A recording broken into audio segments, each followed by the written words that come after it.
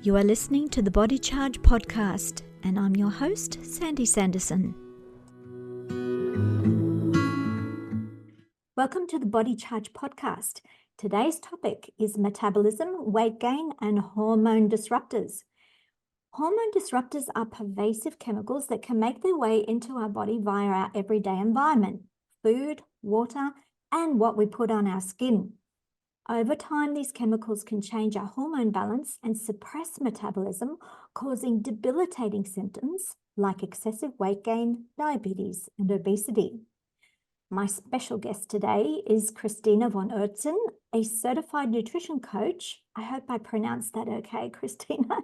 Yes, you did. Perfect. You're good. With over a decade of experience guiding midlife women through peri to postmenopausal changes so they can embrace menopause with confidence and positivity, making it a period of renewal rather than decline. So before I launch into my questions, Kristina, welcome aboard. Thanks for having me. I'd just like to add that it's been about 15 years since I started my menopause. I only took a year and a bit, but it's been a long time, but I still remember it in the beginning as being really traumatic for me because you have to have a lot of plates spinning in this process to make it very, smooth sailing. And I was under extreme stress and I had a lot of plates spinning. I had a good, healthy, organic, fresh food diet. I didn't smoke or drink. I had a lot of really good lifestyle practices, regular, moderate exercise, but I was under extreme stress. And stress pulled the magnesium out of me. So that was one plate I didn't have spinning very well. And it led to a cascade of really debilitating symptoms for me, which were Hashimoto's hypothyroidism and severe heart arrhythmias, because it affects the central nervous system and the heart rhythm and everything to do with electricity in the body, including metabolism. So we can touch upon the magnesium a little bit later.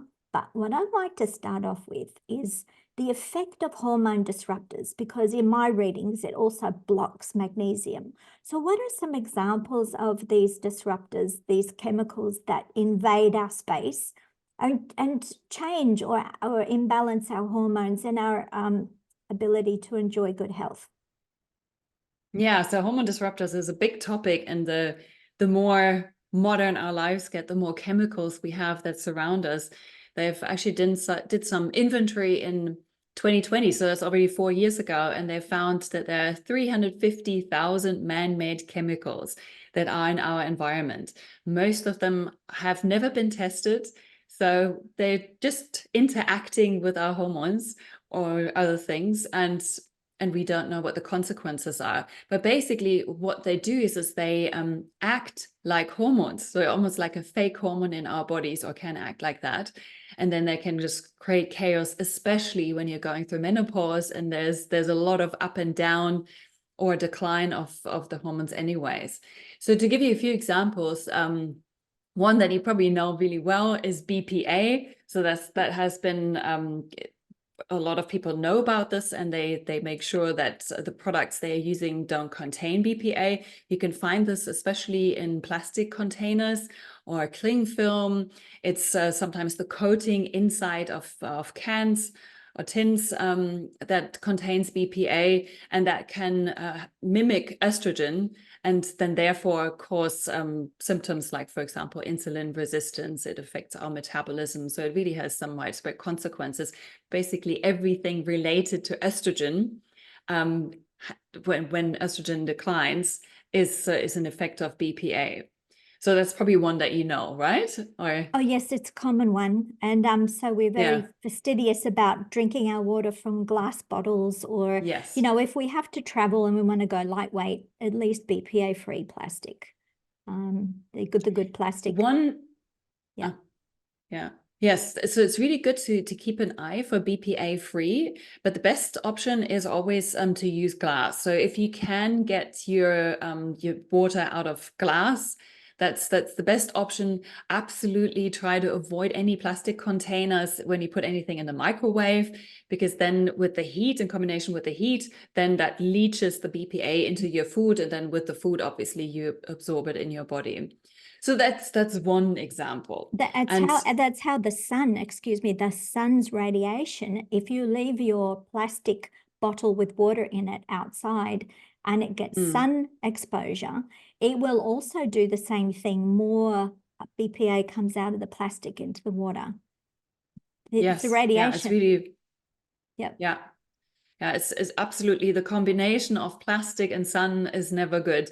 And the things that you forget is, for example, when you go shopping and you buy water in bottles and you just put it in the trunk of your car, and then you just leave it there for a few hours and it sits in the sun. Oh. So things like this are really bad. Or even when it's transported, it might be somewhere parked for you don't a know. little It while, could be on a pallet in a yard somewhere in the middle of the sun for hours before the shopkeepers bring it inside and put it in the fridge. So you never know in transit. Yeah. So be cautious and try to use glass, so that's the best in terms of BPA. And do not trust if it says BPA free, because of course BPA fulfills a purpose. And so there are other chemicals that act just like BPA, but they're not called BPA. So if you say BPA free, it's free of BPA, but there might be something very similar to BPA with similar effects in that product. Or maybe even worse, but we don't know the name of it. And we don't know yet. Yeah, so maybe we know in whatever 5-10 years. Yeah, a lot of tricks with words. Yes, I know it's, if you're looking for sugar substitutes and trying to avoid aspartame and things like that, they have different names also for those chemical sugar substitutes, which are another form of chemical that disrupts our system, and particularly the brain, the whole endocrine system. So our hormones are an integrated part of that endocrine system, and everything is connected. So apart from the BPA, what other common endocrine disruptors do we find in our environment? For instance, I'm thinking of skincare. So when I read my labels, I see often a lot of synthetic chemicals, the phenoxyethanol and so many other emulsifiers and preservatives that, if you put it on once or twice, it's not a big deal. But if you're constantly using it every day over a number of years, it gets stored, and it gets stored in the fat tissue. And then eventually the liver gets overloaded. And by the time we reach menopause, our cells have stored a lot of this stuff over time, that we think when we're young, we can get away with anything. We do, but we can't really, it catches up with you in the end. So what kind of examples should we be wary of in skincare? So other examples are, so that was the one that probably everyone knows anyway. So then phthalates, so you find them in fragrance products. So anything that smells really nice and is not from essential oils is very likely contains phthalates. So your scented body lotion, shower gels, shampoos, conditioners. So that's a big one to keep an eye on. And this is actually how I came across this the first time, because I changed this about 10 years ago, that I really looked at the toxins in my environment to reduce them, and this had a significant impact on my health, especially my digestion. So I was suffering from a lot of digestive issues. It was before I was like the early stages of perimenopause. Yeah. And that made a massive difference, just to look at all the things that have contact with my skin. Skin is a very large, or is your largest organ. Yes. So anything like your fabric conditioners or laundry liquids, body lotions, skin creams that you put on your face, all of this can introduce chemicals to your system. So that's phthalates, they're called. Then parabens is another one that you might have heard. So that's a preservative that they put into beauty products. And all of these can cause very similar disruptions like you experienced during menopause, or worsen your menopausal symptoms. Pesticides. So pesticides we do not only find on our foods, but we can also find them in our beauty products. Another big one especially after the pandemic, is triclosan, which is an antiseptic, an antibacterial product. So in the wherever hand cleansers. Yep. Yes, yeah. So there are some that list them and say they're free. So that's a good one. Or you just use something like I don't know exactly how it's called, but it's a silver-based product. That's a natural product that Colloidal helps silver, to yes. fight off bacteria. Yes, Yeah. I had But it's quite a few, sorry, Tinder, I had quite a few yeah. doctors and nurses contact me during that period with terrible eczema and psoriasis, because especially if they're in surgery, they're scrubbing their hands a lot all day long in harsh detergents and alcohols and chemicals. And so if you disrupt the protective skin barrier, you allow then more of those chemicals in the body. So you've got to be even more careful if your skin is not in optimal condition, if you've got any kind of eczema or psoriatic condition.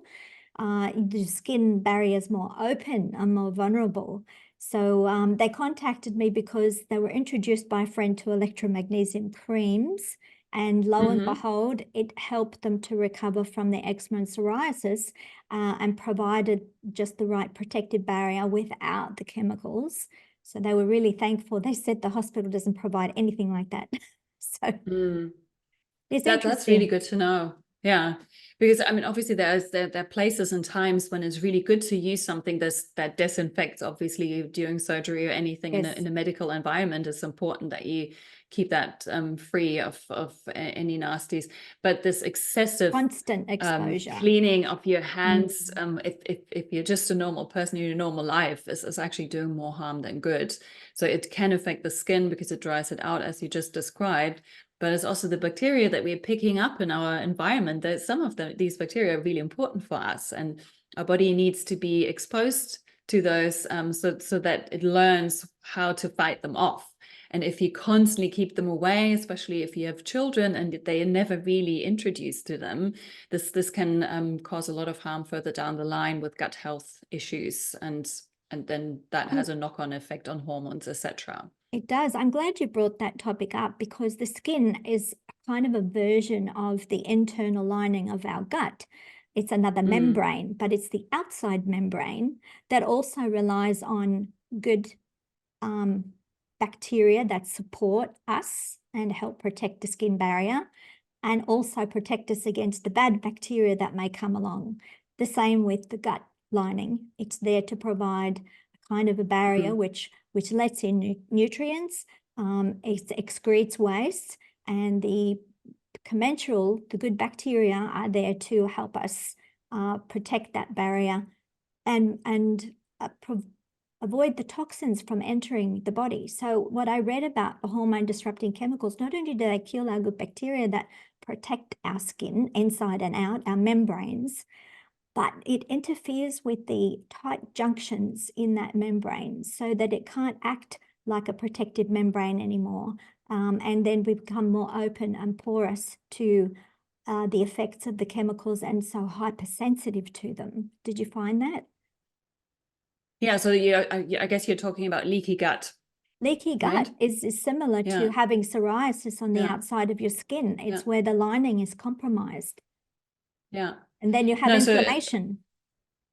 Exactly. So this is like with regards to the gut. So if the membrane becomes porous, then this is called leaky gut, which means that particles that are not meant to enter your system can just seep through, and then this can cause some autoimmune issues. And when your body is basically fighting these invaders and is fighting yourself. So it's basically fighting against yourself because you introduce that to your system. And it can trigger hypersensitivity. So where the body's always primed for any tiny little, trigger, and suddenly it flares up again with another inflammation. Whereas if you were in balance, then those little triggers wouldn't make much difference. You've got your defenses there.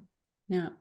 I mean, it's just our whole system relies on balance, and it's a very delicate balance. So everything needs to be in balance. So like in the gut, we need to have the good and the bad bacteria. We need to have the bad bacteria, because the bad bacteria are almost like training our defense system how to fight off invaders.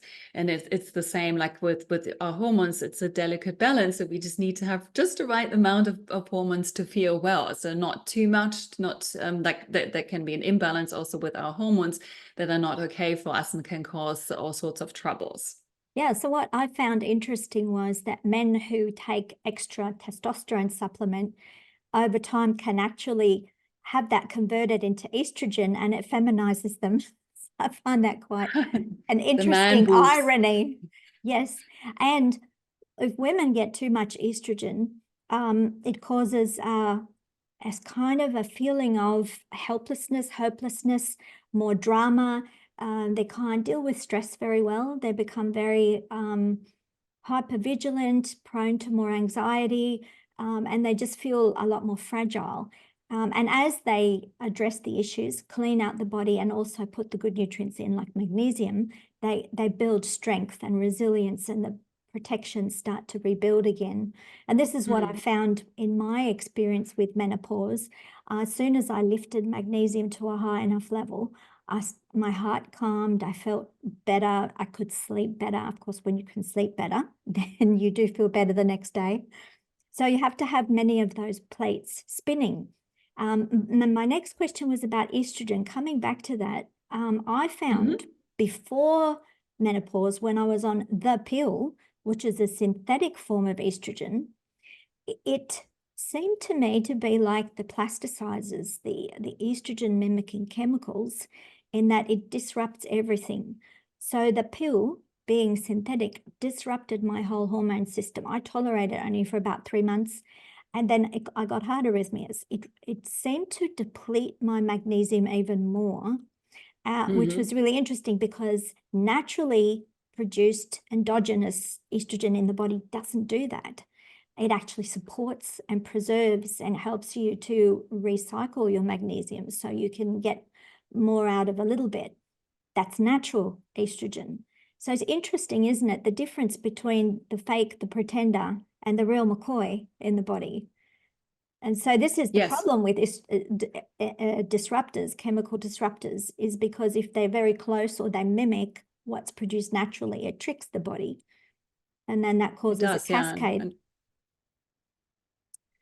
Yeah, so it's a lot of things that can happen. So when it gets out of balance, and it's to get back to the contraceptive pill and the synthetic hormone introduction of synthetic hormones, it says that it's like a hormone disruptor. It's a fake form that can cause issues further down the line. So it can even increase your risk of cancer. So I'm a big fan of natural hormone therapy if you decide to go that direction. And so I've been a lot longer on the contraceptive pill like you. So I think I've been about 2 decades on the contraceptive pill, and it's I'm pretty sure this is what caused my digestive issues that I then had, and I was suffering from really badly in my 30s and 40s. So I'm not a big fan of the contraceptive pill. Obviously, it's the same with other things. You just have to balance and see, does it make sense? Like if you're if you have a teenage daughter, it might make more sense to give her the pill than not, to avoid unwanted pregnancy, but maybe not take it then for much longer than only in the critical phase. Look for alternative workarounds. Yes. So the thing is that, sometimes we do need to compromise, and I guess you have to weigh everything up, but as much as possible to try and go natural, organic. Coming back to the disruption of your digestive system, glyphosate is notorious for that as well, as it suppresses the good digestive bacteria. And so they're using glyphosate as a desiccant now with harvesting grains, because they dry them out faster and then they can get to market faster, and it's all about the money. But what happens is the residue stays in that grain that's milled into flour, that's baked into bread. And when you eat it, suddenly you put on a lot of weight because you're not getting the digestive bacteria that you need to process it and actually turn it into energy. And so what I found helpful, especially when I got to menopause, to keep my waistline fairly intact, I mean, there's like a slight little bit of difference, but not huge, is I'm avoiding bread and noodles and pasta, anything made out of wheat. As soon as I have anything with a little bit of wheat, I feel the difference straight away, bloated and you know, you just have to be a lot more aware when you get to midlife of the body's needs, because you do become more sensitive. And if you want to live well longer, then you need to do more work than you used to do when you're younger to keep that balance. Wouldn't you say so? In your work with other patients, other clients in this age group, what kind of things do you do when they first come in with all the debilitating symptoms? It's like amplified. I'm so hot. I've got hot sweats. I can't sleep at night. I've got heart arrhythmias. I can't focus. I've got brain fog, you know, all the typical symptoms. What do you do with the women to assess them first? How do you know where they're at? And then what to apply to help them rebalance? Yeah, I have an intake form for my clients, a very detailed intake form where I'm just going through all the health history, and that alone, even for my clients, gives them a real insight. So suddenly, just by asking questions, we can usually pinpoint where the issues are. But then I'm working mainly with women that are going through perimenopause or menopause or just after menopause. So of course, hormones play a big role. It doesn't mean that you have to do radical things in your life and that you suddenly have to work out constantly and you can only eat certain foods and that you just really have to pay a lot of attention. I'm trying to make this process as smooth as possible so that it feels very natural what you're doing, and it's part of your life, so that we basically find a solution that works, fits around your life and not the other way around. I always start with a nutritional cleanse. And the nutritional cleanse is nothing like fasting where you just radically remove foods or you just go on a Very juice drastic cleanse for just a few days. It's between 10 and 21 days where I'm basically feeding the body with everything it needs to gently remove all these toxins and hormone disruptors that we were just talking about from the system. And it's incredible to see this process. I just love it so much because usually after about 5 days, they get such a massive energy kick because the body is suddenly able to process all that, the good food that you're eating into energy. And you can see that your skin gets clearer, your eyes are more sparkly, you have that healthy glow. And that's always the start. And then once you've seen how good healthy feels, then you also have the motivation to then just work a little bit more on that. So we just see how we can just heal the guts even more, not just through the nutritional cleanse, by introducing certain foods, making sure that you're eating a fiber-rich diet. Of course, carbs is a topic, and because we are the further we are through menopause, the more likely it is that we develop insulin resistance or worse, diabetes. So definitely keep an eye on carbs, but do not avoid them. So they definitely have their place.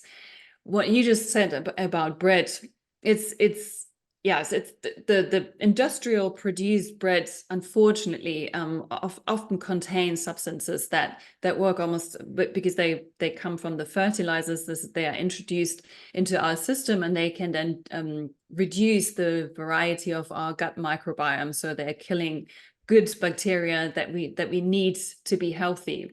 So with bread, if you love breads, I would always go for organic breads. Either do your own breads, have sourdough, or opt for gluten-free bread. Yeah, sourdough is a good one. If you find a bakery that is still baking their own bread, yes. So the more natural, the better it is. So I'm baking my own bread now because it's actually really easy. Even without the sourdough, there are ways to bake bread that is gluten-free, for example, with buckwheat. So just avoid wheat. And then it depends in which country you are. So it's the worst in the US. Yes. in Australia, it's okay. I lived there for 2 years, so it was actually not I think so the big bad. cities Similar more. to Europe. Yeah. Yeah. Out in the regional areas, it's a lot more natural, and people are more exposed to soil bacteria. They're getting out in the green environment. And so there's a lot more compensation. Even if they do eat something processed, they're able to compensate better because they're absorbing minerals and nutrients from their environment. You know, you can breathe it in the air. You know how fresh the air feels when you're out in the bush, in the forest. Yes. Yeah, no, I mean, if you live in the countryside, so the cornerstones are that you have good quality, high quality food, you have really good quality air, so that's like countryside. You have access to something green and natural, so either you have the sea near you or you have somewhere, a forest where you can go, and then just really pay attention to getting good sleep so that you have high quality, ideally not interrupted sleep, 7 to 8 hours every night. And that makes all the difference. And you mentioned before that magnesium, how great magnesium is to help you with getting that good quality sleep. And then during the day, just avoid stress. So stress can make such a big difference. So if you can eat all the healthy food, you can exercise regularly, That was but if me. you're stressed, yeah, Yes. that's the down spiral for your health. What happens with stress is we pee out more magnesium. The urine loses more magnesium under stress. So that's physical, emotional, sleep deprivation, any kind of stress. That's why athletes, even though they think they're healthy, may be heading into magnesium deficiency. So we can't take out more than what we put back in the bank account, right? If we start to go into deficit, then we start to get problems with health. And so the idea is if the digestive system isn't working such as it wasn't with me, I had to rely on transdermal absorption of magnesium. I had to have magnesium baths, and then we moved to creating magnesium skincare, which makes it more convenient, and also with the really good rich fats. And so then the bonus was great anti-aging skincare as well. And that brings me to another point of self-care. A lot of women, such as myself, I ran myself down because everyone else was more important in my family, and I had to run a business. I had to do so many things and had obligations. And then the GFC hit, the global financial crisis, and I'm very conscientious. So I had a lot of stress in my life and wore myself down. I really had an energetic collapse because when you lose a lot of magnesium, it affects metabolism. So the mitochondria can't make that electrical energy, the ATP. And so, you know, you start to get really tired and brain fog and nod off, and you can't get the energy up, and the thyroid isn't working. So it's a whole cascade of events that happen when you don't have enough electrical energy. It's your power point. So, yes, but yeah. I would estimate that about 80% of health problems are linked and related to magnesium deficiency, if not more. If you address those deficiencies early and you have something left, it's easier to detect and identify. So otherwise it becomes, well, it could be this, it could be that. You haven't got enough calcium, but we do often have enough calcium in the food supply, but it's not being used properly unless magnesium is higher. So as magnesium gets higher, for instance, it takes the it triggers the parathyroid hormone to get, you know, calcium into the bones and make the bones stronger. It starts to make the calcium do its job that it's supposed to do, rather than floating around and making our muscles and our vessels stiffer, because that's a magnesium deficiency symptom, you see. So it's always trying to get the magnesium up that's the issue, because we lose it under stress, and that's why stress is a killer. So, Yes, you know, yeah. we can get past that menopause phase and sail through it. And I'd like to assure people I've done it and breezed through and got over my health issue without chemical additives, without drugs, without anything. And, you know, you have to consult your doctor, of course, because everyone is different. You might have different needs to me. But I'm just saying that, you know, if you can avoid the medications, if it's possible, always go first with natural and see what happens. Yes. So would you like to finish with a little summary and also let people know what you do and where they can go to find out more? So little summary is that it's really important to look after yourself on several levels. Avoid the hormone disruptors that we were talking about earlier by being really conscious of what you put into your body and onto your skin. Look at the pillars of good health, which is healthy foods, being active, reducing your stress levels, and get adequate sleep. Help with good quality supplements. And food. So this is what I'm preaching on all of my channels. So I have I'm on all big social media channels, and I'm working with clients either one-to-one, so where it's very personalized and where we just really try to find a solution that fits around their life. But I also offer courses. I have a fantastic new course, which is the Midlife Reset, which is addressing exactly those environmental toxins, is guiding you through a nutritional cleanse, and then helping you to repopulate the gut afterwards to assure you have good gut health and have that as your support while you're going through menopause. I also have a weight loss program, which helps you with weight loss, which is the other big topic that is our issue, addressing concerns like belly fat. These are all the things that are suddenly happening when we are going through midlife. And I think every woman at that phase knows what I'm talking about. So this is how you can work with me, either through courses or with one-on-one support. And yeah, I don't know, are you linking in the show notes to my website? Yes, it'll be in the description. Yeah. So yeah, so there's a link on my link tree. You find a lot of free resources. So I'm regularly hosting free masterclasses that you can register for about all sorts of topics, and I have a free health assessment, which might be interesting to go through, just to see where you are with your midlife health and what are the areas to focus on and to improve. I think it's really important by the time we get to midlife to really have a reality check, because when I look back in my life, I think, oh, I was asleep for so much of my earlier life. And with all the accumulated experience of life and things I've learned, I'm really feeling like I'm getting to a very effective part of my life. The last thing I would want is to lose my health, because then I won't be able to pass on the things I need to pass on that I've accumulated, the wisdoms.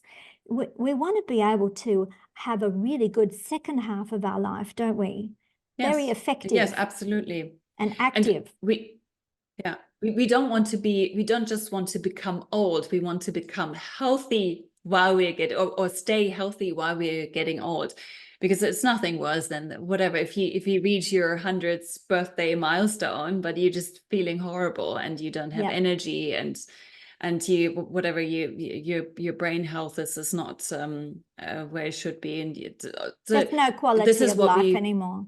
So you want the quality of life in later life. And it's menopause doesn't have to be bad. It's a lot of liberty that you suddenly have, because you're no longer tormented by the menstrual cycle. So you reach like a stable level of hormones. It's so and good. You've got what you just said. You finally you reach a certain level of wisdom. You don't have distractions as much, at least, as you used to have if you have children, when the children are growing up, and all the things that are related to children. When the children leave the house, yes, you just. That's a really good point.